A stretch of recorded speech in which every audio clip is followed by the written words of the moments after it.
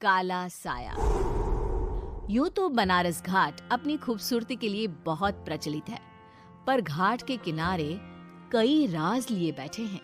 ये कहानी शुरू होती है बनारस के घाट के पास बने ममता निवास से, जहां प्रिया लाल जोड़े में ममता के घर उसकी बहू बनकर आती है। आओ आओ बहू, घर को अपने पैरों से पवित्र करो।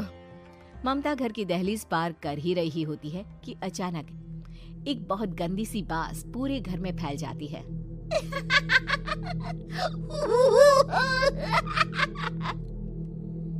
ये बदबू और ये आवाजें, ये कौन हंस रहा है माँ?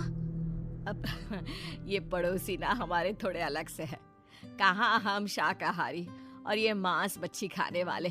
छोड़, तू ध्यान मत दे और गृह प्रवेश कर। और हाँ बहू, अपनी सास की एक बात हमेशा याद रखना, इन पड़ोसियों से तो कभी बात नहीं करेगी। अच्छे लोग नहीं है ये। अपनी सास की ये बात मानेगी ना बेटा? हाँ माँ, जो आपकी मर्जी, मैं उनसे बात नहीं करूंगी। अगले दिन प्रिया अपनी पहली रसोई बनाने रसोई घर में जाती है। ये छोकी बात तो नाक में जा रही है। एक काम करती हूँ, खिड़की खोल देती हूँ। प्रिया खिड़की खोलने जाती है। इतने जाले, लगता है इस खिड़की को कभी खोला ही नहीं गया। पर ऐसा क्यों? ओह, नॉन वेज की स्मेल आती होगी ना। 2 मिनट के लिए खोल लेती हूँ, फिर बंद कर दूंगी।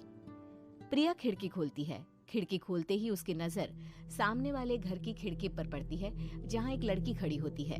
हाथों में मेहंदी, लाल रंग की साड़ी, बिल्कुल सजी धजी, मानो प्रिया की तरह ही वो भी नई नवेली बहू हो। वो प्रिया को देखकर मुस्कुराती है। हे भगवान, माँ ने तो इनसे बात करने को मना किया था। प्रिया फौरन ही खिड़की बंद कर देती है और तवे पर चढ़े रोटी की ओर देखने लगती है, पर वहाँ रोटी न होकर मछली पड़ी होती है। ये क्या? पहली ही रसोई में इतनी बड़ी गलती! हे भगवान, अब मैं क्या करूं? प्रिया बहुत डर जाती है और फौरन रसोई की सफाई करने और फिर सभी के लिए खाना बनाने लग जाती है। जब वो सबको खाना परोसती है, सब तो ठीक है, मैं बेकार में चिंता कर रही थी। हे भगवान, ऐसे ही बस अपनी कृपा बनाए रखना। रात के वक्त जब सब सो रहे होते हैं, तब प्रिया को पायल की आवाज सुनाई देती है, जिससे उसकी आंख खुल जाती है। ये पायल की आवाज कहाँ से आ रही है? प्रिया उठकर उस आवाज के पीछे छत की सीढ़ियों तक जाती है। तभी उसे बच्चे के रोने की आवाज आती है। प्रिया छत पर जाती है तो क्या देखती है? वही लाल साड़ी वाली लड़की अपनी गोद में एक नवजात बच्चे को घुमा घुमा कर सुला रही है। तभी प्रिया की नजर उसके पेट पर पड़ती है। ओह गॉड, ये तो प्रेग्नेंट भी है। सुनिए, बच्चा सो नहीं रहा है क्या? मैं कुछ मदद करूं? नहीं नहीं, आपके घर वालों को अच्छा नहीं लगेगा, मैं संभाल लूंगी। स्नेहा की गोद से बच्चा हाथ मारकर प्रिया की गोद में आने को छटपटाने लगता है। दोनों घर अगल बगल में बने होने के कारण प्रिया उस बच्चे को गोद में ले लेती है। प्रिया के पास आते ही वो सो जाता है। बच्चे का वो स्पर्श रात भर प्रिया भूल नहीं पाती और अगली सुबह वो छत पर कपड़े सुखा रही होती है। तभी उसे एक औरत इशारा करके बुलाती है। स्नेहा कह रही थी बाबू तुम्हारी गोद में आते ही सो गया। मैं गौरी, स्नेहा की माँ हूँ। बहू, घर आना, बाबू को खिला भी लेना। शाम को जब घर पर कोई नहीं रहता, बच्चे से मिलने के लिए प्रिया छिपकर अपनी पड़ोसन के घर चली जाती है और कुछ देर बच्चे को खिलाकर वापस लौट आती है। इसके कुछ दिन बाद ही प्रिया को पता चलता है कि वो माँ बनने वाली है। ममता की खुशी का ठिकाना नहीं रहता।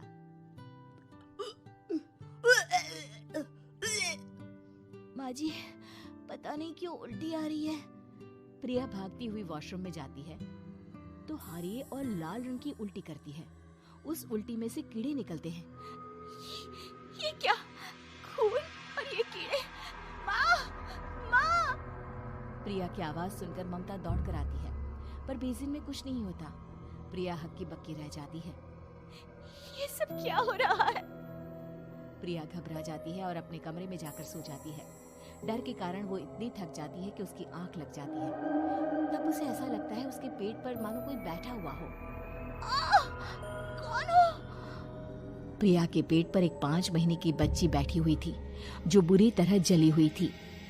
माँ, तुम ही मुझे लाई ना अपने पेट में। मैं तुम्हारी माँ नहीं हूँ। कौन हो तुम? माँ, देखो मैं जल गई बुरी तरह से। 6 महीने पेट में रहने को भी मुझे नहीं मिला। सहला दो ना माँ। बचाओ, बचाओ, माँ। ममता दौड़कर कमरे में आती है। प्रिया की बातें सुनकर वो सब समझ जाती है। तू कहीं बगल वाले घर में तो नहीं जाकर आई ना बहू? मुझे माफ कर दो, मैं गई थी माँ। उस घर में सब मरे हुए हैं बहू। कई साल पहले स्नेहा उस घर में बहू बनकर आई थी। कुछ ही दिन में वो एक बच्चे को जन्म देने वाली थी। पूरा घर बच्चे के आने की खुशी में खोया था कि एक दिन अचानक उस घर में आग लग गई। सब बुरी तरह जलकर मर गए। गौरी आज भी दादी बनने का इंतजार कर रही है और इसीलिए स्नेहा ने अपना अजन्मा बच्चा तुम्हारी कोख में डाल दिया। ममता ये कह रही होती है कि पीछे से उसके पैरों को एक बच्चा पकड़ लेता है। दादी, दादी। माँ, स्नेहा की गोद में यही बच्चा था। ये बच्चा कौन है फिर? तेरी मौत है। तेरी भी दादी। जिस चीज का ममता को डर था वही हो गया। ममता निवास के ऊपर मौत ने चादर बिछा दी थी। प्रिया का पेट ऐसे बढ़ जाता है मानो 9 महीने का हो। 2 हाथ उसके पेट से बाहर निकलते हैं। बहू, संतोष को फोन कर, किसी पंडित जी को बुला बहू। प्रिया का पति भागता हुआ घर आता है। ये तो होना ही था माँ। तेरा पाप तेरे सामने आ गया तो तू सह नहीं पा रही है। स्नेहा घर में आग लगी नहीं थी, माँ ने लगाई थी, प्रॉपर्टी की लालच में। और वो बच्चा मेरी पहली पत्नी का बच्चा है, मेरा बेटा, जो कि उस आग की चपेट का शिकार हो गया था। मैंने तुमसे ये सब माँ के कहने पर छुपाया था। मुझे माफ कर दो प्रिया। तुम अगर चाहो तो यहाँ से जा सकती हो। मैं तुम्हें किसी भी बंधन में रखना नहीं चाहता। मेरी शादी हुई है आपसे, मैं आपको छोड़ नहीं सकती, पर उससे पहले हमें स्नेहा, उसकी माँ और बच्चे की आत्मा की शांति करवानी होगी। संतोष और ममता गौरी के घर जाते हैं। अंदर सब कुछ जला हुआ होता है। जमीन पर जली हुई लाशें बिखरी हुई थी। ममता रो रो कर अपनी करने की माफी गौरी से मांगती है। प्रिया स्नेहा के घर वालों का अंतिम संस्कार करवा देती है और ममता निवास फिर से आत्माओं के साए से मुक्त हो जाता है।